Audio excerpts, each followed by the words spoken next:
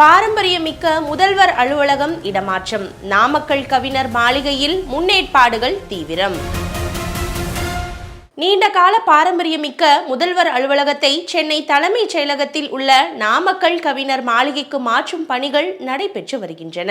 தமிழக சட்டப்பேரவை தேர்தலில் வெற்றி பெற்ற தாவேகா கடந்த மே 10ஆம் தேதி ஆட்சியமைத்தது.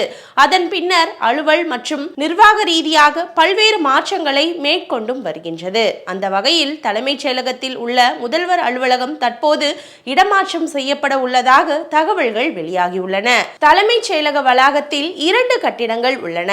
பிரதான புனித செயின்ட் ஜார்ஜ் கோட்டையில் உள்ள 3 தளங்களில் முதல்வர் அமைச்சர்களின் அலுவலகங்கள் உள்ளன. மற்றொரு கட்டிடம் 10 அடுக்குகள் கொண்ட நாமக்கல் கவிஞர் மாளிகையாகும்.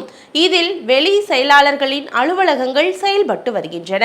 இதற்கிடையே செயின்ட் ஜார்ஜ் கோட்டையில் இடப்பற்றாக்குறை, வாகன நிறுத்துமிட வசதி பற்றாக்குறை மற்றும் புதிய கட்டிடங்களை அமைப்பதற்கான கட்டுப்பாடுகள் காரணமாக முதல்வர் அலுவலகத்தை நாமக்கல் கவிஞர் மாளிகைக்கு மாற்ற அரசு திட்டமிட்டுள்ளது. இது தவிர முதல்வர் அலுவலகத்தை மாற்ற வேண்டுமென ஜோதிட ரீதியாகவும் விஜய்க்கு ஆலோசனைகள் வழங்கப்பட்டதாகவும் சொல்லப்படுகிறது.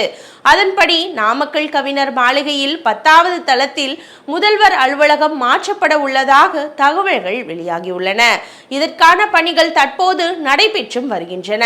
முதல்வர் இருக்கும் இடத்தில்தான் அவரின் தனி செயலர்களும் பணி செய்ய முடியும் என்பதால் அவர்களுக்கு நாமக்கல் கவிஞர் மாளிகையில் அலுவலகம் தயார் செய்யப்பட்டு வருகிறது. இதற்கிடையில் ஒட்டுமொத்தமாக தலைமைச் செயலகத்தை வேறு புதிய இடத்துக்கு மாற்றவும் தாவேகா அரசு பரிசீலித்து வருவதாகவும் சொல்லப்படுகிறது. ஏற்கனவே இட நெருக்கடி காரணமாக திமுக ஆட்சி காலத்தில் 2010ஆம் ஆண்டு சென்னை ஓமந்தூரார் அரசினர் தோட்டத்தில் புதிய தலைமைச் செயலக கட்டிடம் கட்டி திறக்கப்பட்டது. ஆனால் அதன் பிறகு அதிமுக ஆட்சி காலத்தில் அந்த கட்டிடம் பன்னோக்கு உயர் சிறப்பு மருத்துவமனையாக மாற்றப்பட்டு தலைமைச் செயலகம் மீண்டும் பழைய இடத்துக்கே மாற்றப்பட்டது இங்கே குறிப்பிடத்தக்கது.